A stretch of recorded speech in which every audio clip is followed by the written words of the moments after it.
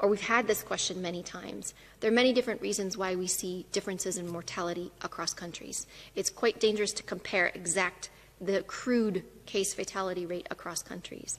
Some of this has to do with the people that are infected in the country, and in South Korea, particularly in the beginning, many of the people that were infected were quite young. And therefore didn't have as many underlying conditions or progressed to severe disease or death. So there's a number of reasons why we are seeing differences in mortality across the globe. Thank you very much, Dr. Van Kerkhove. The next question goes to Stephanie, the Reuters correspondent, Stephanie Nebahay. Please unmute yourself and ask your question, Stephanie. Hi, thank you very much. I wondered if perhaps Dr. Tedros could comment on some of this photo that has been circulating today on social media and so forth from Wuhan, China, of people partying in very close proximity in a pool, and what concerns you may have about that, particularly ahead of the upcoming WHO mission to China, which may include a visit to Wuhan. Thank you very much. So Stephanie, thanks for the question. I will begin. So I did see the picture that you are referring to, but I would like to point out that I have seen almost exactly that same picture in probably every country globally right now. So I think the point is that we need to ensure that everybody knows we want everybody to take a risk-based approach for themselves, to understand what is the risk themselves. We shouldn't be blaming people or putting people at fault for wanting to live their lives. We all want to be living our lives. We all want to get back to what quote-unquote normal used to be.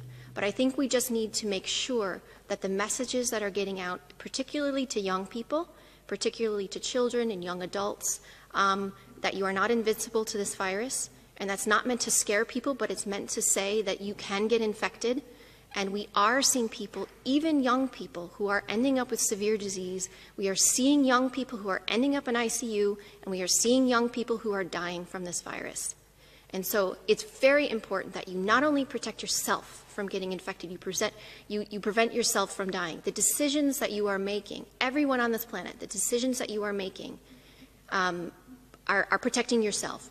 Your life depends on this. And not only that, even if you do get infected and you don't have a severe disease, you could pass that virus to somebody else who's part of a vulnerable population. Many of us live with older people. Many of us live with people who have underlying conditions. And if we pass that virus to somebody else who has an underlying condition, they could develop severe disease and they can die. So it's possible for us to keep circulating that virus.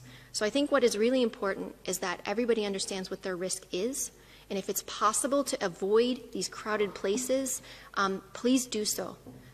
There are good messages out there. We need to make sure that they reach the right people without scolding people, but make people feel empowered. How do I still remain social? How do I still see my friends, but still protect myself? So it's a responsibility and accountability that all of us have as this pandemic continues. Thank you very much, Dr. Van Kerkhove. We now have a question from Ilgin from BBC Turkish Service. Ilgin, please unmute yourself and ask your question. Hello, thank you. My question is about Turkey. Turkey has initially applied a mixed approach, locking down certain age groups like over 55s and under 20s, or locking down on the weekends but opening up during the week. When you view the situation from Geneva, how does Turkey's scorecard and its strategy look? And I'm talking about the strategy for governments to provide treatment if somebody gets infected or offer vaccination when it becomes available, but to say that if you get infected, it's on you. In other words, leaving the responsibility to protect oneself completely on the individual. Is this a viable strategy? Thank you. Thanks. So I will begin. I can't specifically speak to Turkey, although I'm looking at the numbers, and it appears transmission has been reduced to quite a low level, so that is good.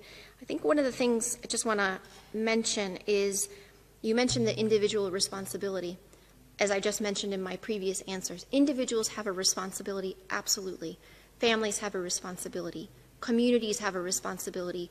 Governments have a responsibility. It isn't just at the individual level, although the individual level is incredibly important because the decisions we make, and if we could reduce our exposure, if we could reduce the possibility of us getting infected, that's the start. But governments also have a responsibility to put in place responsible, constructive, cohesive, clear national plans that look at this all-of-government, all-of-society approach, which focuses on the fundamentals, finding active case finding, isolating cases, caring for cases, making sure that they have appropriate care in medical facilities, or if they can be managed at home, make sure that they are managed at home safely so that they don't pass the virus to others. Making sure contact tracing is being conducted consistently and comprehensively, and that contacts are quarantined so that they don't have the possibility to pass it to someone else if they are infected themselves. To make sure that there's clinical care, appropriate care for individuals depending on the severity of their symptoms. And this includes symptomatic treatment. It includes oxygen and respiratory support. Dexamethasone if they develop critical or severe disease for the most severe patients. Making sure that our health workers are trained and protected. And so that when they care for patients, that they're not unduly exposing themselves to infection. And a number of other things. So what Turkey has done and what other countries have done, taking this approach, tailoring it to the needs of the country, the capacities of the country, and being consistent in this application of these measures is really what is critical. As the pandemic evolves, there may be situations where the virus could resurge, and so the system that has been put in place for COVID that is built upon existing systems needs to really act quickly so that any of these clusters can be brought under control.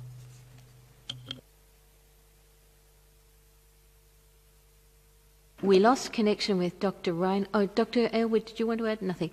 We lost connection with Dr. Ryan, but he's back now. Dr. Ryan, would you like to add to that? Hi, Margaret. No, I think as I missed a good piece of the interaction, I think